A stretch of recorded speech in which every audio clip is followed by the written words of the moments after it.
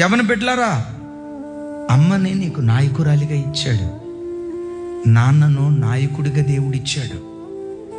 నాన్న నాయకత్వాన్ని, అమ్మ నాయకత్వాన్ని ఎప్పుడు తిరుగుబాటు చేయొద్దు, ఎప్పుడు తిరుగుబాటు చేయొద్దు. ఏ యవ్వన బిడ్డలైతే తల్లిదండ్రులకు విధేయులుగా బ్రతుకుతారో, మా నాన్న, మా అమ్మ, నన్ను కన్న మా అమ్మ, మా నాన్న, అయ్యో వీళ్ళకు తిరుగుబాటు చేయటవా, నాకెంత చక్కని బట్ట కొనిపించాడే నాన్న బనియన్ చూడు, రంధ్రాలు పడి ఉంటాయి. నాన్న కంపెనీలో పనిచేసేటప్పుడు వెళ్ళి చూడు, మీ నాన్న కెమికల్ ఫ్యాక్టరీలో ఎంత కష్టపడుతున్నాడో చూడు.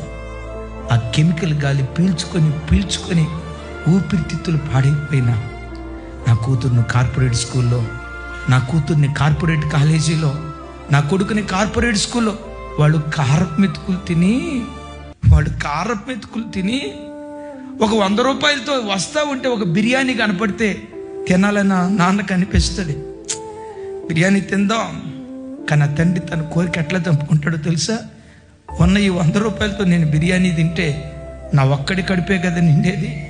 ఈ 100 రూపాయలతో ఒక 1 కిలో చికెన్ తీసుకొని వెళ్తే నా కొడుకు తింటాడు, నా కూతురు తింటది, నా భార్య తింటది, నలుగురు తింటాం. తన ఆశ చూపుకొని, నేను కన్న తండ్రి నీ కొరకు ఎంత కష్టపడుతున్నాడు, నిన్ను కన్న తల్లి నీ కొరకు ఎంత కష్టపడుతున్నారు. వాళ్ళ కష్టాన్ని ఎప్పుడు మర్చిపోవద్దయ్యా, వాళ్ళ కష్టాన్ని ఎప్పుడు మర్చిపోవద్దు. వాళ్ళ కష్టాన్ని కళ్ళ ముందు పెట్టుకొని, ఈ తండ్రి రుణం నేను ఎట్లా తీర్చుకోవాలి, ఈ అమ్మ రుణం నేను ఎట్లా తీర్చుకోవాలి, వీళ్ళకి నేను ఏం చేస్తే వీళ్ళ రుణం తీర్చుకోగలను, వీళ్ళకి నేను ప్రతిగా ఏమి ఇవ్వగలిగితే వీళ్ళ రుణాన్ని తీర్చుకోగలనని ఆ కృతజ్ఞత భావం, ఆ వినయ భావం నీకుంటే పెంట కుప్పల మీద నుండి లేవనెత్తి శిఖరాల మీద దేవుడు కూర్చోబెడతాడు.